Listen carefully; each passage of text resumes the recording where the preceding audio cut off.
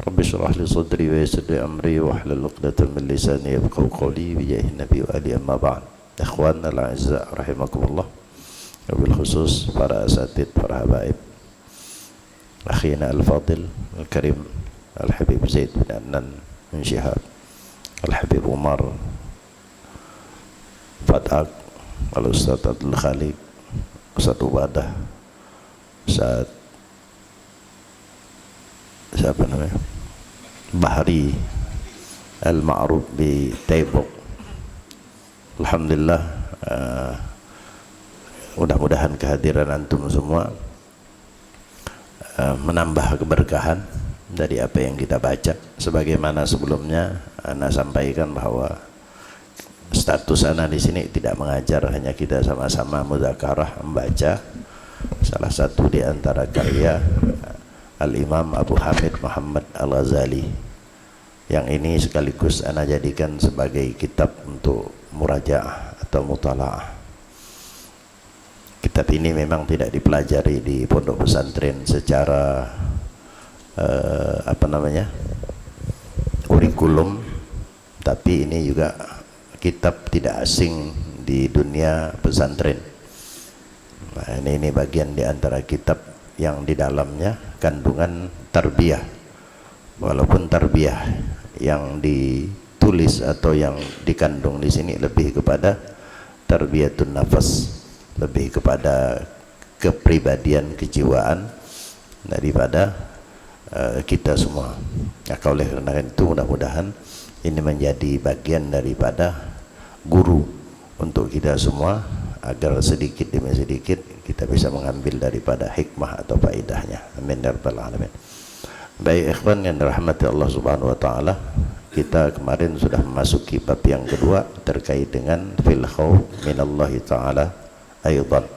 Artinya bab kedua ini masih ada kaitan dengan bab yang pertama yang membahas seputar al khauf minallah, yaitu rasa takut kepada Allah Subhanahu wa taala, yang kemarin cukup panjang di bab pertama, kemudian dilanjutkan di bab kedua yang kita awali barusan sebagai kelanjutan dari yang kemarin terkait dengan hikayah atau cerita.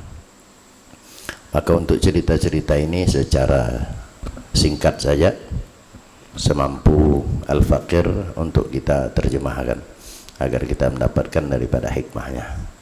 Disebutkan hikayah, kana fi bani Israil rajulun abid zu'ayal. Diceritakan bahwa di Bani Israel itu ada seorang laki-laki abid, ahli ibadah, zu'ayal, yang kebetulan memiliki keluarga. Wa asabathul maja'ah, dan seorang laki-laki abid ini mengalami atau ditimpa al-maja'ah, paceklik, kesulitan, kesusahan terkait dengan makanan. Wasara muttaran, sehingga dikategorikan dia adalah orang yang muttar, orang yang sangat-sangat membutuhkan. Baba'atha imratahu litatluba syai'an li'ayaliha. Kemudian sang abid laki-laki ini mengutus istrinya untuk mencari sesuatu yang itu terkaitan dengan kebutuhan atau makanan untuk keluarganya. Faja'at ila baiti rajulin tajirin. Sang perempuan tersebut atau istrinya datang ke rumah seorang yang tajir, kaya. Wa talabat minhu ma taqutuhu bihi ayaluhu. Kemudian dia meminta, berhak mencari atau meminta dari laki-laki yang kaya tersebut apa yang sekiranya dapat memenuhi atau untuk makanan dia, makanan pokok daripada keluarganya. Faqala rajul, maka ketika sang perempuan itu menyampaikan keinginannya untuk mencari atau meminta makanan untuk keluarganya, maka laki-laki kaya ini berkata, "Na'am, iya. Walakin makkinini fin nafsik." Boleh, kalau bahasa kita ini dengan satu syarat, ya engkau harus menyerahkan dirimu kepadaku. Makkini itu artinya ya menyerahkan kalau kita bahasa mudahnya. Fasakatat al-mar'atu, mendengar kalimat tersebut sang perempuan terdiam. Wa'adat ila baitiha, dia memutuskan untuk kembali ke rumahnya. karena dianggapnya ini adalah satu syarat yang memberatkan, yang menodai kehormatannya sebagai seorang perempuan, apalagi dia statusnya adalah seorang istri. Pulang dia. Fanadharat ila iyaliha yasihun, ketika dia kembali ke keluarganya, maka di saat itu dia diperlihatkan atau melihat keluarganya, anak-anaknya yasihun, berteriak saking laparnya, butuh terhadap makanan. Wa yaqulun, dan mereka anak-anaknya, keluarga yang tersebut berteriak dan mengatakan, ya ummi, wahai ibu, nahnu namut minal ju', kami ini mati atau bisa mati dalam keadaan karena kelaparan. A'tina ma na'kuluhu, maka berikanlah wahai ummi apa yang bisa kami makan. Ini sang anak. Maka ketika dia melihat dan mendengar ucapan dari sang anak tersebut, sang ibu tadi tidak tega, sehingga sang ibu tadi memutuskan untuk kembali lagi. Maka dikatakan fazahabat ilar rajul, pergi lagi dia kepada laki-laki yang kaya tersebut. Wa kallamatuhu fi amri ayaliha, dia ceritakanlah terkait dengan perihal keluarganya ini, bahwa anakku ini mungkin dengan cerita tadi itu akan melembut seorang kaya ini, sehingga tidak harus menyerahkan dirinya sebagai tebusan dari makanan yang dia harapkan. Tapi faqala laha, tapi laki-laki kaya ini kemudian berkata kepadanya, atakuni hajati maqdiyah. Justru jawabannya lain. Justru laki-laki itu mempertanyakan, apakah hajat atau keinginan, kemauanku yang kemarin itu bisa kau penuhi dengan kau menyerahkan dirimu. Faqalat, maka perempuan tersebut karena sudah terbayang bagaimana anaknya menjerit, sang ibu itu tidak tega. Ini salah satu di antara bukti bahwa seorang perempuan, seorang ibu, dia rela melakukan apa ya, walaupun harus hilang kehormatannya kalau untuk anaknya. Dan itu mohon maaf kadang-kadang tak terjadi dengan kita. Kita sayang dengan anak, tapi kadang-kadang pengorbanan kita tidak sampai segitu. Apalagi kalau dia kawin lagi, lupa dia tuh, anak anjerit ke apa dia tak tahu. Tapi kalau seorang ibu memang luar biasa. Jadi pantas ketika beberapa ayat atau beberapa hadis khususnya memang memberikan porsi besar kepada seorang ibu. Ada hadis yang ma'ruf yang bisa kita dengar, ummuka ketika sahabat bertanya, wahai Rasulullah, siapa orang yang berhak untuk aku berbakti kepadanya? Rasulullah mengucapkannya 3 kali, dan itu tertuju kepada sang ibu. Baru yang keempat sang ayah. Ini salah satu di antara gambaran bahwa memang wajar ketika seorang ibu itu harus dilebihkan, kalau kita katakan baktinya. Kenapa? Sang ibu itu adalah sosok yang luar biasa, kasih sayangnya, tanggung jawabnya. Bahkan ini sekelas ini, dia tahu ini adalah perbuatan tak benar, dan oleh karena itu dia kembali. Tapi ketika dia menyaksikan anaknya berteriak dalam keadaan kelaparan, sehingga dia tetap memutuskan untuk kembali, walaupun harus mengorbankan kehormatannya. Tapi subhanallah, itu tidak terjadi pada akhir cerita ini. Tapi dia kembali. Sebelum kita sampai kepada cerita akhir itu, dia kembali. Sehingga ketika ditanya oleh sang laki-laki tersebut, apakah hajatku kau kabulkan? Faqalat, na'am, iya. Ini dah keadaan terpaksa. Falamma khala biha, di saat laki-laki tersebut akan menunaikan hajatnya yang dia inginkan, yaitu berada di dalam tempat yang tertutup. Khala itu adalah suatu ruangan yang tertutup, tak nampak orang, entah itu mungkin di kamar, entah bisa dikatakan khala. Makanya disebut WC itu baitul khala, karena memang tertutup.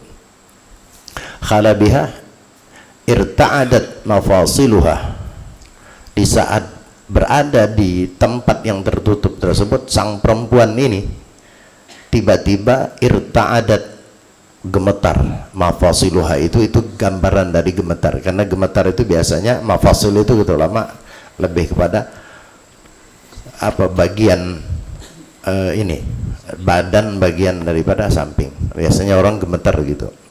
Nah, ini menunjukkan daripada gemetar. Hatta kadat a'ta'uha tazulu an mawadhi'iha.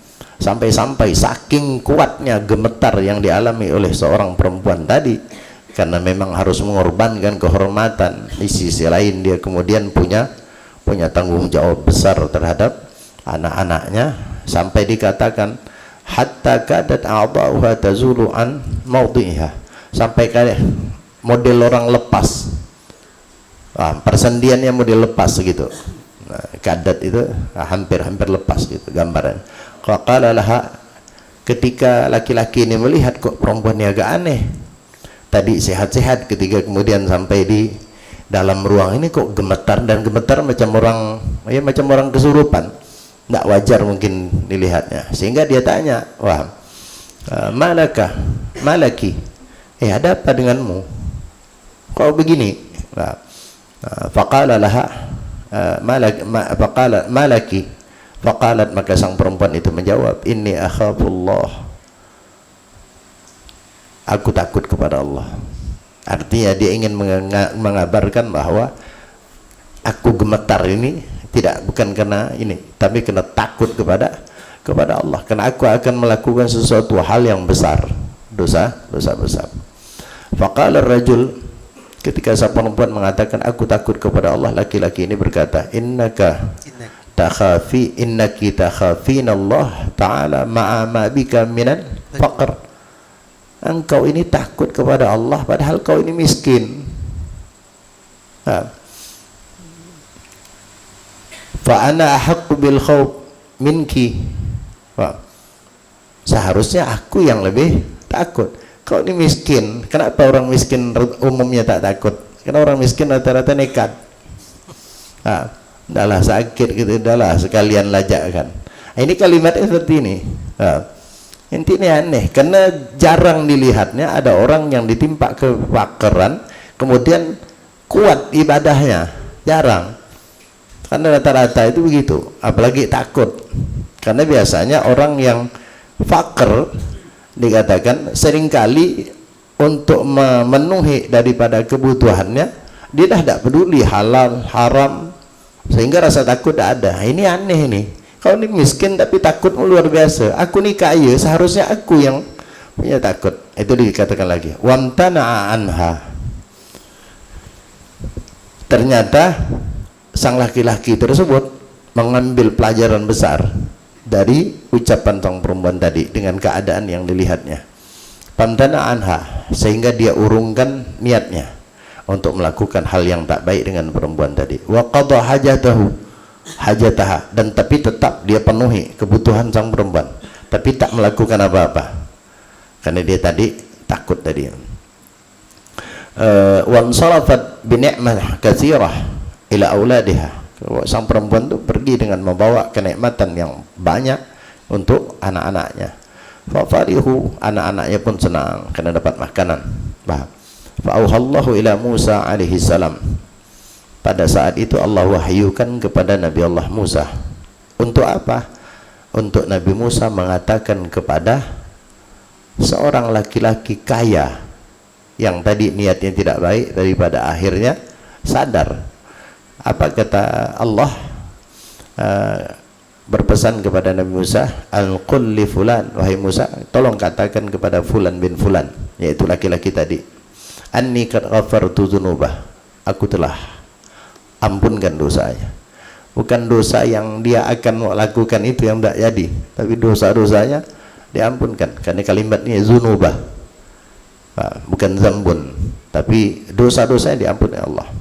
Faja'a Musa alaihi salam, maka Nabi Musa mendatangi sesuai dengan perintah dari Allah Subhanahu wa taala kepada laki-laki tersebut.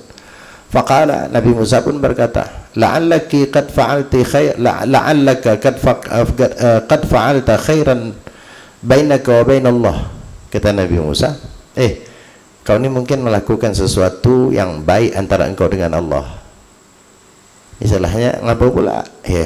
Tiba-tiba aku ini diutus untuk datang kepadamu dan memberikan satu berita yang istimewa. Apa? Katakan kepada dia, aku telah ampunkan dosa-dosanya. Ini tak mungkin dapat berita wahyu macam ini kalau bukan karena perbuatannya atau orangnya adalah orang istimewa. Sehingga itu yang dikatakan Nabi Musa. Fadzakara al-qissah alaihi, laki-laki itu bercerita. Ceritakanlah dari awal tadi yang kita baca itu diceritakan. Faqala innallaha ta'ala qad ghafara laka. Kata Nabi Musa, innallaha ta'ala qad ghafara laka, sesungguhnya Allah telah mengampunkanmu maka min dunubika, apa yang ada terhadap dosa-dosamu. Kadza fi majma'il lataif, artinya demikian cerita ini dikutip dari kitab namanya Majma'ul Lataif. Nah, ini salah satu di antara bahwa rasa takut kepada Allah ternyata menyelamatkan orang. Ini terbukti dari kisah seorang perempuan dari Bani Israel ini, bahwa rasa takutnya itu yang membuat, yang bukan hanya membuat dia menjadi istimewa, tapi bahkan membuat orang lain menjadi istimewa. Bukankah laki-laki tadi niatnya jelek, tapi ketika rasa takutnya kepada Allah itu luar biasa, efek dampaknya kepada orang, sehingga yang tadinya niatnya tidak baik jadi baik. Dan ini banyak digambarkan dalam cerita-cerita para salafun saleh, betapa mereka takut kepada Allah sehingga ada orang niat yang tak baik pun ketika sampai berubah. Kan banyak kita ceritakan, tidak usahlah mungkin ulama-ulama terdahulu, sekelas ulama-ulama kita saja ini, Pak Kiai-Kiai dulu banyak yang kadang-kadang orang bertobat yang sebelumnya mungkin cacian, makian, banyak. Nah, itu salah satu di antaranya. Kenapa itu bisa? Itu salah satu di antara karena rasa takutnya orang tersebut kepada Allah luar biasa, sehingga seluruh makhluk Allah perintahkan untuk takut kepada dia, tunduk, kalimatnya tunduk kepada dia. Cuman nah itulah tadi, sampai pada titik ini kan tidak semua orang. Nah, model kita sih tak ada gemetar, tapi tak gemetar macam begini. Nah.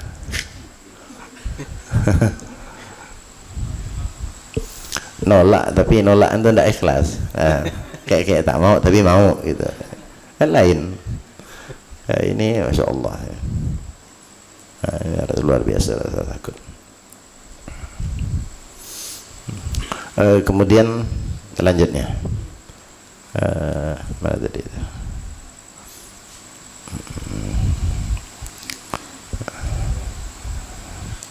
Waruwiya an Nabi sallallahu alaihi wasallam annahu qala, diriwayatkan dari Nabi sallallahu alaihi wasallam bahwasanya beliau bersabda, yaqulullahu ta'ala, Allah subhanahu wa ta'ala berkata, ini masuk dalam kategori hadis qudsi, la ajma' ala abdi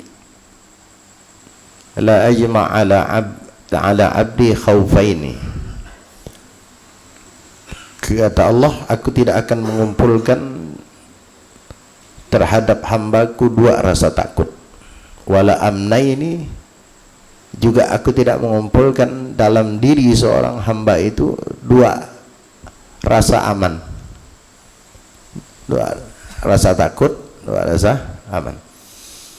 Kemudian dikatakan min man khafani fid dunya, kalimat dua ini artinya di dunia takut, di akhirat takut itu tidak mungkin. Nah, atau di dunia merasa aman, di akhirat aman, itu tidak mungkin. Nah, mesti dia salah satu di antaranya. Dan ini terbukti dari penjelasan atau kelanjutan hadis ini. Apa kata Rasulullah? Kata Allah, man khafani fid dunya amantuhu fil akhirah. Siapa orang yang takut kepadaku di dunia, aku berikan dia rasa aman atau keamanan di akhirat. Rasa takut seseorang tadi itu adalah bentuk yang akan dia dapatkan di akhirat. Bahkan seperti cerita tadi itu, di dunia pun sudah Allah berikan keamanan. Bukankah perempuan tadi aman dari godaan? Kenapa? Rasa takut. Tapi balasan itu yang kita anggap luar biasa itu kecil dibandingkan keamanan yang Allah persiapkan di akhirat. Untuk siapa? Untuk orang yang punya rasa takut di dunia. Karena ketakutan yang paling terbesar itu adalah bukan ketakutan dari segala musibah di dunia, gitu ulama, bukan kata saya, tapi ketakutan yang paling terbesar itu adalah ketakutan di akhirat. Karena kalau takut di sini masih ada kesempatan bagi kita. Nah, ada rasa aman nih, bukan takut. Nah, rasa aman di sini ini masih ada kesempatan bagi kita untuk kemudian suatu saat berjalan waktu mungkin kita mulai merasa takut, yang tadi yang terlalu berani, merasa aman, seolah-olah tidak ada balasan, tidak ada ini. Tapi kadang-kadang, tapi yang paling terbesar itu adalah rasa keamanan di akhirat. Maka dikatakan oleh Allah dalam hadis ini, man khafani fid dunya amantuhu fil akhirah, wa man aminani fid dunya, tapi siapa orang yang merasa aman dariku, kata Allah, di dunia, tidak peduli dia dari azab Allah, pokoknya merasa aman. Nah, akhaftuhu yaumal qiyamah, maka aku akan berikan rasa takut kepada dia pada hari kiamat. Sehingga tadi kata Nabi, tidak mungkin, kata Allah, tidak mungkin di dalam pribadi sosok seorang hamba itu terkumpul dua. Kalau dia kalau dia takut di dunia, maka di akhirat tidak mungkin takut. Kalau dia berani aman di dunia, maka di akhirat tidak mungkin. Salah satu, kalau dia takut di dunia, aman di sana. Kalau dia merasa aman di sini, maka akan Allah berikan rasa takut. Itu yang dimaksud oleh Allah Subhanahu wa taala dalam hadis ini, la ajma' ala 'abdi khaufaini wala amnain. Qala Allah taala, Allah Subhanahu wa taala berfirman, wala takhshun nas wakhshawni. Itu ini di kitab kita ini kebetulan ada ya setelah nun tuh ya. Kemarin ana lihat di mana mah di Quran itu tidak ada nunnya itu. Iya-nya tidak ada, mohon maaf. Wakhshawni, seolah-olah begitu. Wah. Coba lihat nanti. Artinya fala takhshawin nas wakhshawni. Jangan takut kalian, kalau bahasa mudahnya, jangan takut kalian kepada manusia, tapi takutlah kepada aku. Nah, karena memang yang patut untuk ditakuti adalah Allah Subhanahu wa taala. Kemudian waqala fi ayatin ukhra, di dalam ayat lain Allah Subhanahu wa taala juga berfirman, fala takhafuhum wa khafuni in kuntum mu'minin. Sama maknanya, jangan takut kalian kepada mereka. Mereka itu kalau di dalam ayat tafsir dikatakan syaitan dan anak buah dia lah. Syaitan itu anak buahnya bisa jadi manusia. Jangan pernah takut kepada syaitan. Karena rasa takut itu memang diciptakan kadang-kadang oleh syaitan wa junudah. Tapi kata Allah, wa khafuni in kuntum mu'minin, tapi takutlah kepada aku, kata Allah Subhanahu wa taala, jika kalian adalah orang-orang beriman. Wa kana Umar radhiyallahu anhu, di antara rasa takut yang digambarkan oleh para sahabat, sebagaimana di antaranya disebutkan di sini oleh Sayyidina Umar, diceritakan wa kana Umar radhiyallahu anhu, bahasanya Sayyidina Umar radhiyallahu anhu yasqutu minal khauf, beliau pernah jatuh saking takutnya, idza sami'ah minal Quran, apabila beliau mendengar daripada ayat Quran, takut luar biasa, sampai mughasyian, pingsan. Nah, ini tak ada nih. Nah, ini kita tak ada. Kita mau ayat azab ke ayat apa kak? Kadang-kadang orang kita nih ayat dah jelas-jelas dah paham. Ayat azab masih Allah tayyib kan? Asal lagunya bagus, ayatnya azab tetap Allah tayyib. Tutupnya dengan sallu ala nabi. Ayat cerita jahanam. Karena itu juga faktor salah satu di antara kenapa tidak ada rasa takut rata-rata, bukan orang kita ini memang rata-rata begitu. Karena memang kadang-kadang maknanya kita tidak begitu ngerti, kalaupun ngerti ya tidak baca-baca. Biasanya kan ada asbabul urut, kadang-kadang itu salah satu di antara yang membuat kita paham betul daripada ayat makna sebenarnya. Kadang-kadang terjemah itu kan kadang-kadang zahirnya saja. Takut kita, tapi rasa takut itu sekilas saja. Nah ini kelas-kelas mereka seperti Sayyidina Umar ini ceritakan, dan bukan hanya Sayyidina Umar, banyak. Hanya di kitab ini dinukilkan, diantaranya adalah Sayyidina Umar. Wa akhadha yawman tabinah, itu tabinah. Tabinah itu jamaknya tibnah. Itu kalau dikatakan bekas pohon apa namanya, gandum, batang itu apa, jerami kah? Itu diantaranya tibnah. Bukan labinah ya. Kalau labin lain lagi. Kalau labin itu tanah liat yang dibuat macam batu bata. Nah, kalau di Arab ada, kalau di sini nak contoh karena di Arab itu memang terbuat dari itu sama juga, digabungkan pakai jerami dia. Jerami itu dipotong, digaul, kemudian dicetak. Nah, jeraminya itu sebagai penguatnya. Karena di sana kan pakainya lumpur tanah. Nah, itu apa? Labinah. Yang biasa di dalam kitab Janais itu biasanya disebut dengan labinah. Kalau ini tibnah, artinya jerami. Beliau pernah mengambil, suatu hari beliau pernah mengambil yang namanya jerami. Faqala, dan kemudian beliau berkata, ya laitani kuntu tabinah. Kalau kita katakan, ya Allah, andai kata aku ini seperti jerami ini, walam aku syai'an madhkura, aku bukan sesuatu yang disebut. Jerami kan tak ada orang yang nyebut. Tidak orang. Tak ada orang yang kenal. Ya laitani lam talidni ummi, ya Allah, paham, andai kata aku tidak pernah terlahir oleh ibuku. Wa yabki katsiran, dan beliau menangis, artinya banyak menangis, sering menangis. Hatta tajri dumu'ahu min ainaihi, sampai kadang-kadang ya lazimnya orang nangis keluar apa, air mata dari kedua matanya. Wa ka'anna fi wajhi khattan aswadan, sampai saking seringnya Sayyidina Umar itu nangis sehingga ada garis hitam di apa namanya, di lurusan tempat keluarnya air mata ini ke bawah. Maka dalam sirah itu disebutkan Sayyidina Umar itu di antara ciri-cirinya ada al-aswadan al-khattan, ada garis ini. Nah, kalau kita kan di sini itu banyak ngembun. Nah, di bawah mata itu hitam kan. Kayak Sayyidina Umar itu ciri-cirinya di antara ini. Berarti kan kalau cuman sekali dua kali tidak mungkin. Sesuatu yang memberikan bekas itu mesti sering. Gelas putih kita, kalau setiap hari kita buatkan teh satu hari, kalau cuman 10 hari bahkan sebulan tidak ngepek. Tapi kalau kemudian sampai bertahun, gelas putih itu tanpa kita sadari kena.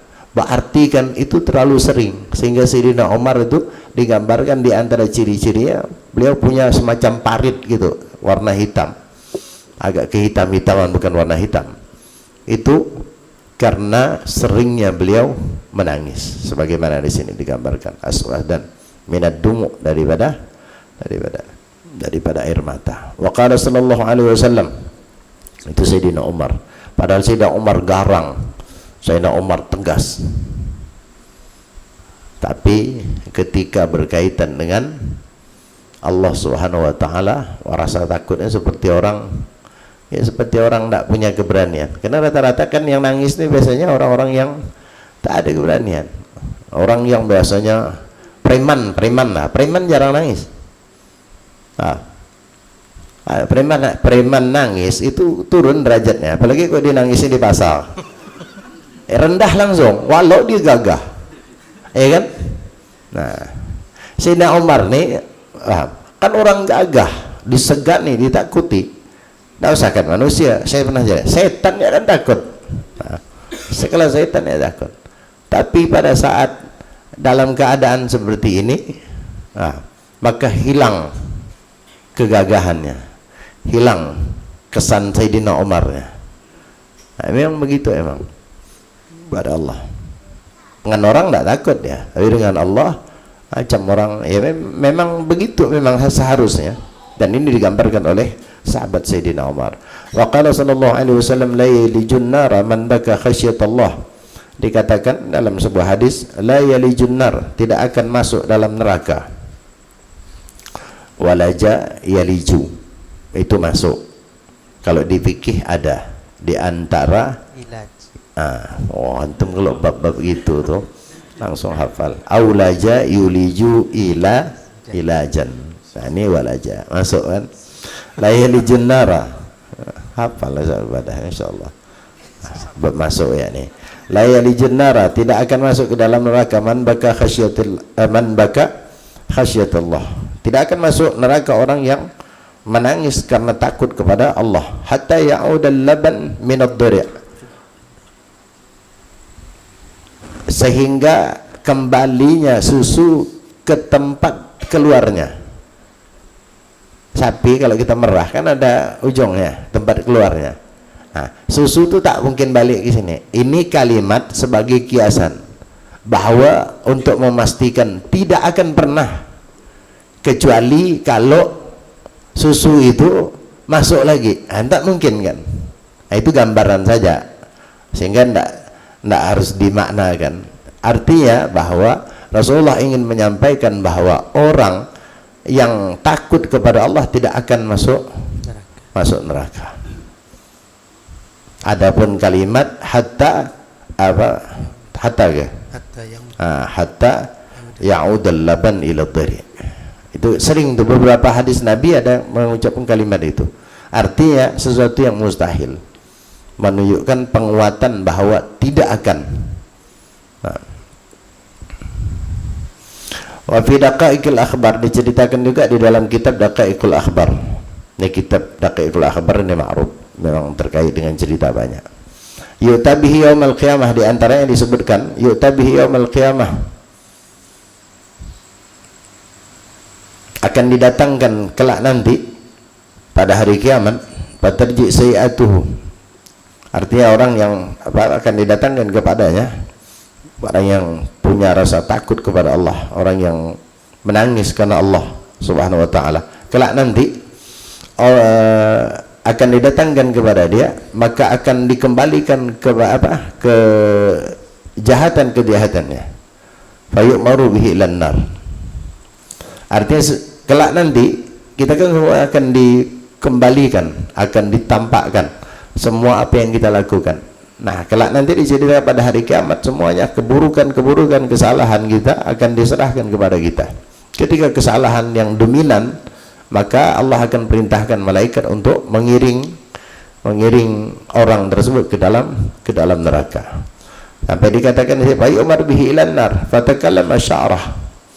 Ketika malaikat nanti bawa orang yang dengan keburukannya banyak tersebut, sehingga diputuskan untuk dibawa ke dalam neraka atau dimasukkan dalam api neraka, pada saat itu akan membela dengan mengatakan, siapa yang membela? Sya'rah, satu helai rambut. Dia nanti akan membela, akan berbicara, berkata, min sya'rati ainaihi, dari bulu-bulu matanya.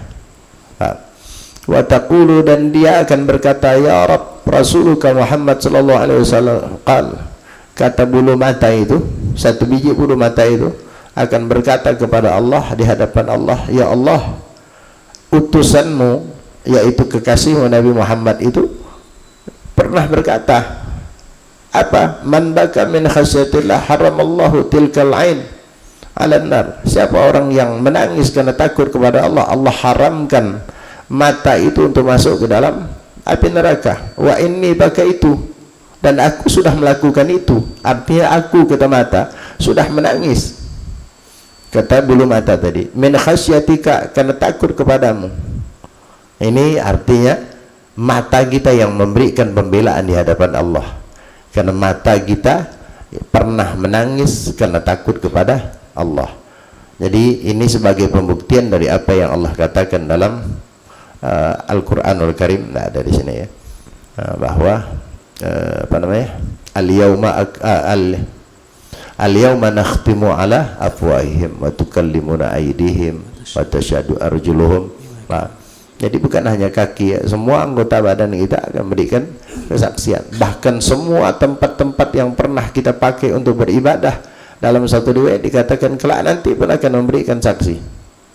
Makanya disunnahkan amalan di antara para salafun saleh, kalau kemudian kita sholat sunnah habis itu pindah, dan disunahkan kalau kita masuk ke dalam satu tempat, sana sering katakan kalau kita masuk dalam pergi kemana ke, pergi mancing, pergi camping, atau pergi ke pulau yang kita anggap ini kayaknya di sini tidak pernah disolati orang, boleh dianjurkan kita sholat di tempat tersebut. Kenapa? Karena kelak nanti dia akan bersaksi di hadapan Allah bahwa aku pernah menyaksikan atau pernah disolati oleh hamba-Mu.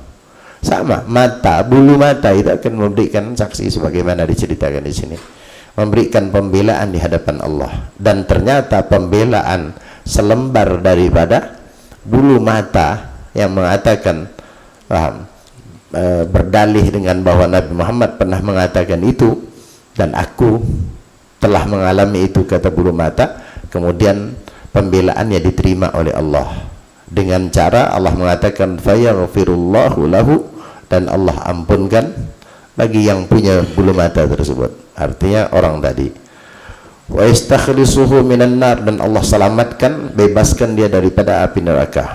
Karena apa? Bibarkati sya'rah wahidah, berkat satu lembar bulu mata, kanat tabki min khasyatillah, yang pernah bulu tersebut yang pernah menangis karena takut kepada Allah fid dunya, di dunia. Wa yunadi Jibril alaihi salam, dan malaikat Jibril berkata, naja fulan bin fulan.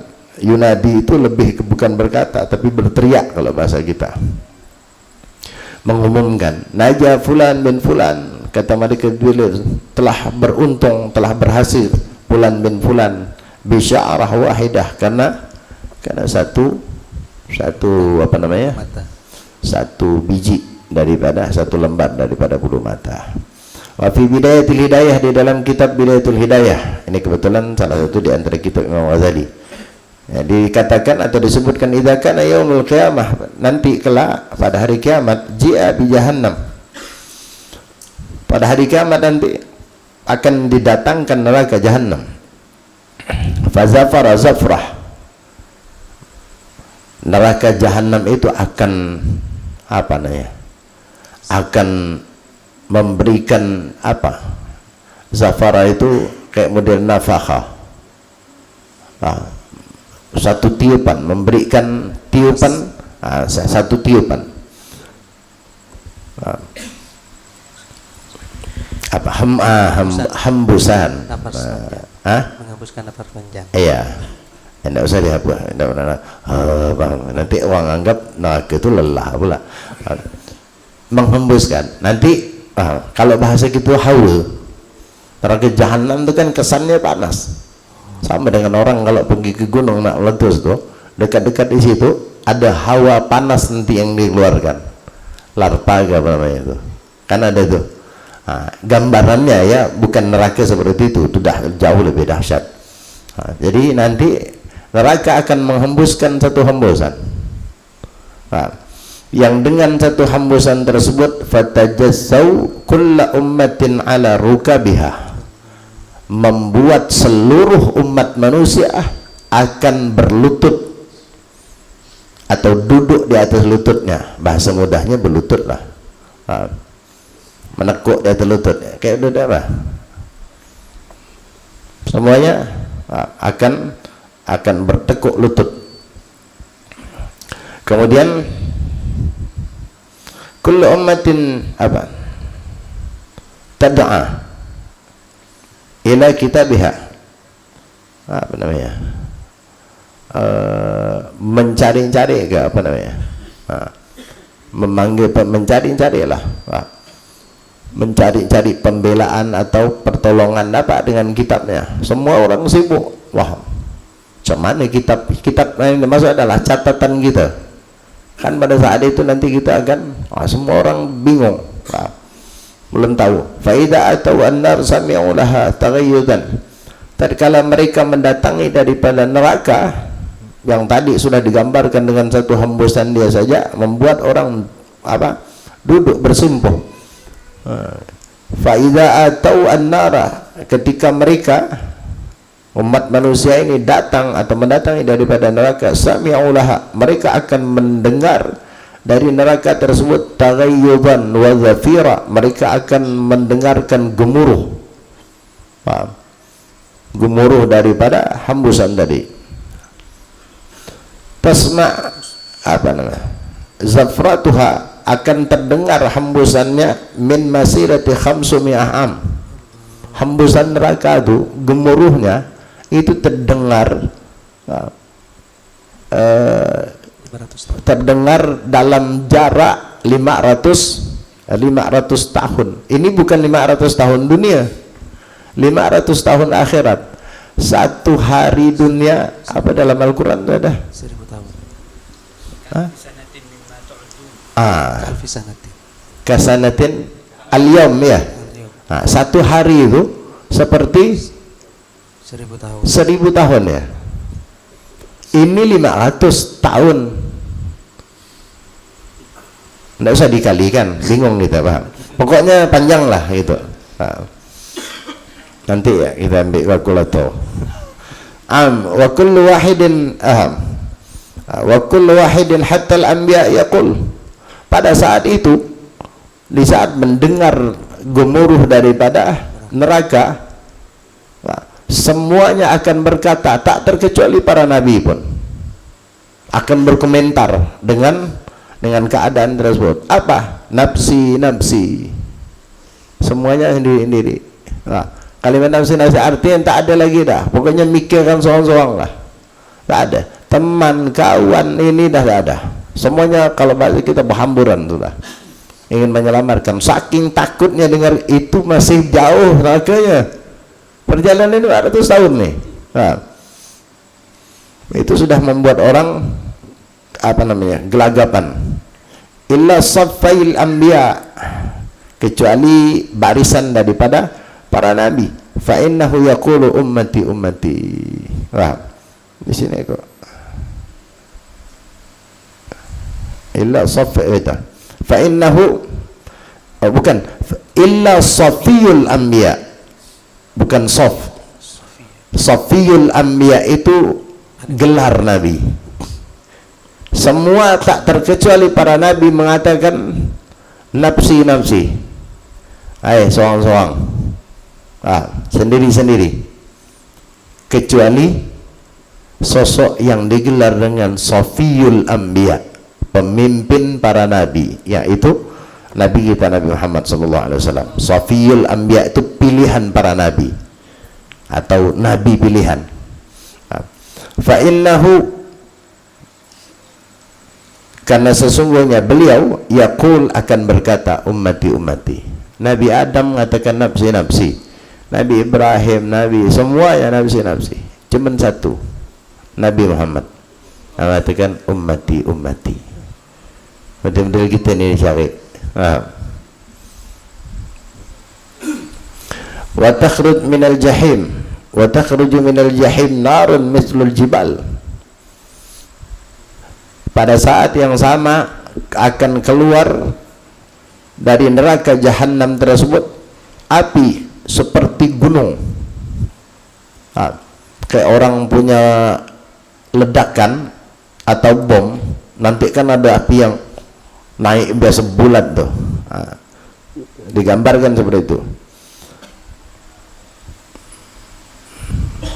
Fatajtahid ummat Muhammad sallallahu alaihi wasallam fi dabiha, maka umat Nabi Muhammad berupaya untuk menolaknya, untuk apa namanya, untuk menghalaunya. Dafiha wa taqulu ya nar,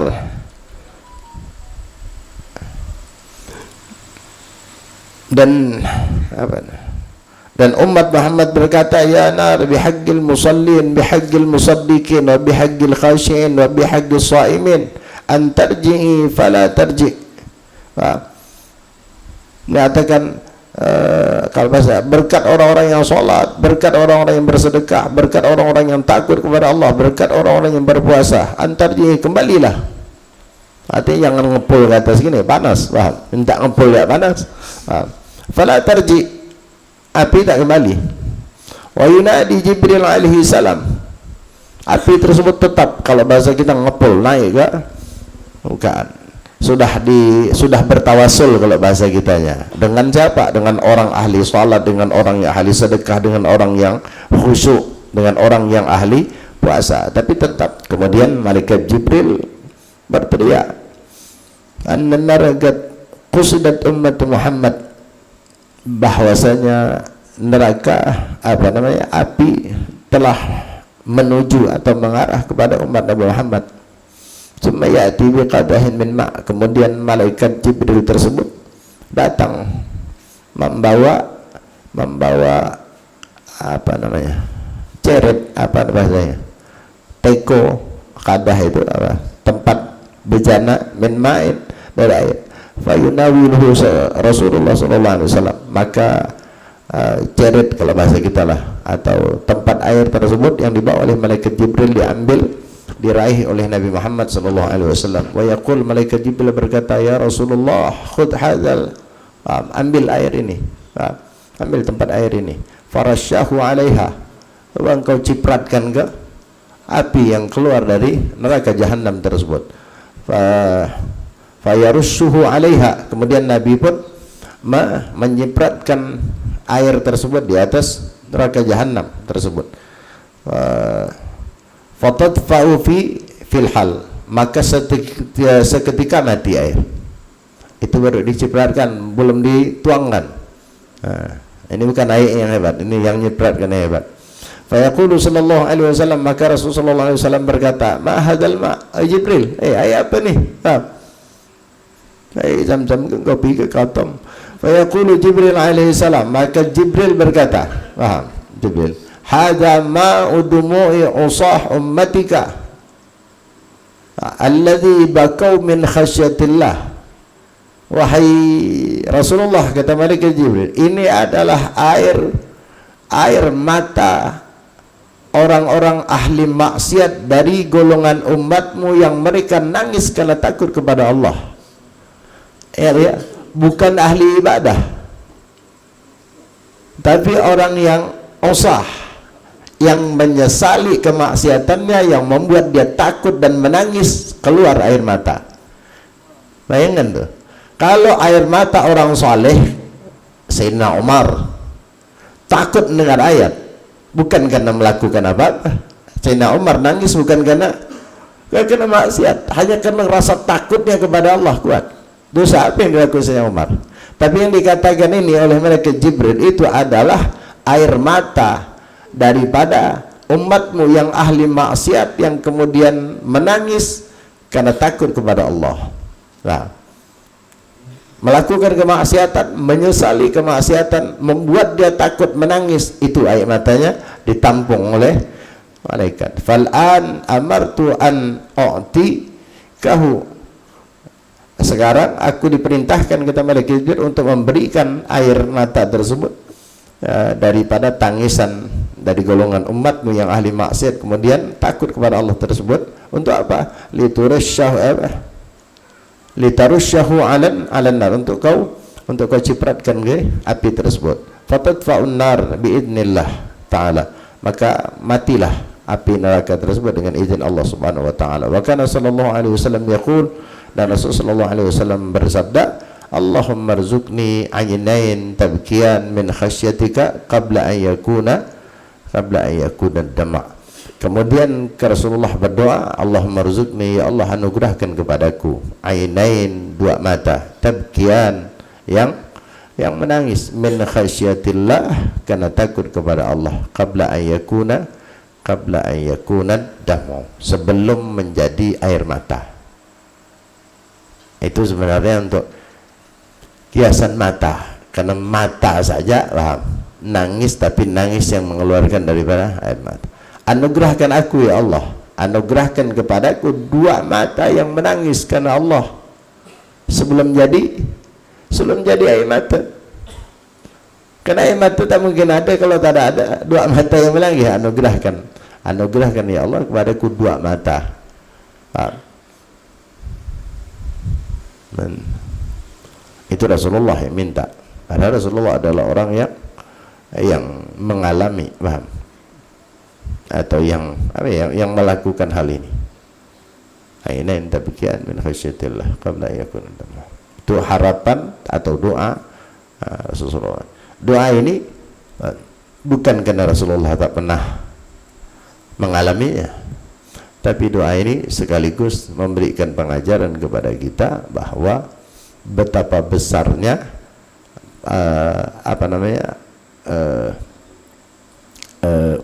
kemuliaan, keutamaan mata yang menangis karena Allah, sehingga buktinya Rasulullah meminta untuk dianugerahkan dua mata yang menangis karena Allah Subhanahu wa taala. Rasulullah tak pernah meminta kalau sesuatu yang tak besar, hal-hal kecil, pasti sesuatu itu adalah istimewa. Maka oleh karena itu semua doa, bukan hanya ini, semua doa yang dari Nabi walaupun sepertinya sepele, tapi doa itu menunjukkan bahwa sesuatu yang dipinta Nabi itu adalah sesuatu yang besar. Kalau doa itu adalah penolakan dari bencana musibah, maka musibah itu adalah musibah yang besar. Itu di antara ulama menerjemahkannya demikian.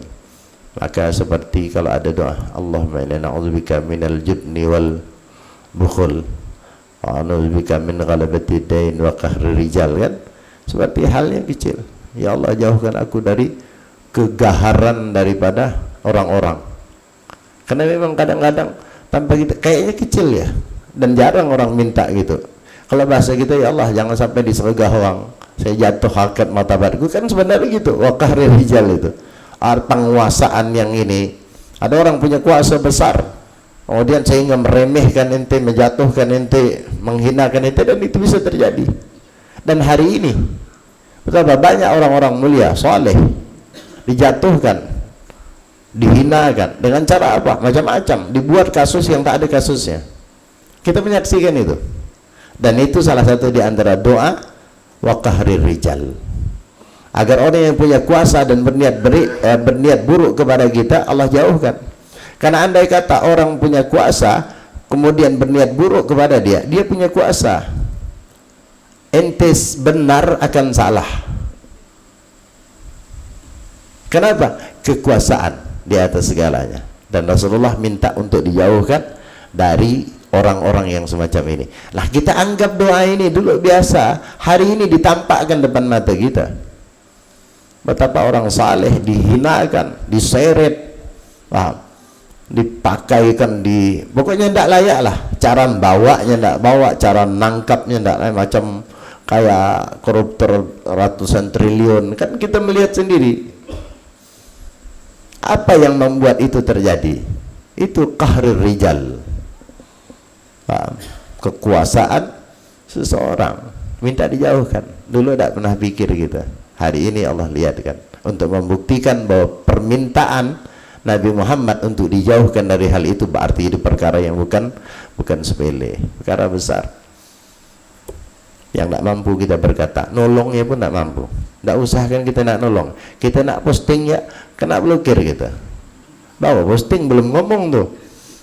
Nah, bayangkan apa yang membuat qahrir rijal.